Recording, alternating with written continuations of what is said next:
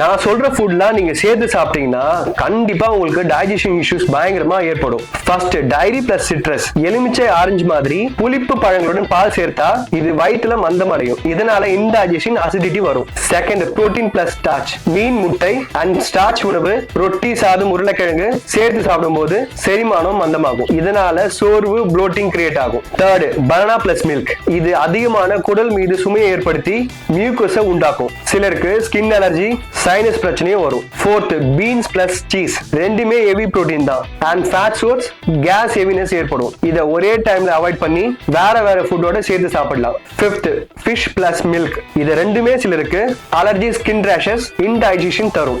Sixth, fruits plus yoghurt. இது cut பாக்டீரியாவை imbalance செய்து டாக்ஸின்ஸை உருவாக்கும். இதனால ப்ளோட்டின், ஸ்கின் ரேஷஸ் வரும். எந்த ஃபுட்டை எது கூட சாப்பிடக்கூடாதுன்னு தெரியணும்னா என்ன ஃபாலோ பண்ணிட்டு PDF கமெண்ட் பண்ணுங்க, நானே சென்ட் பண்றேன்.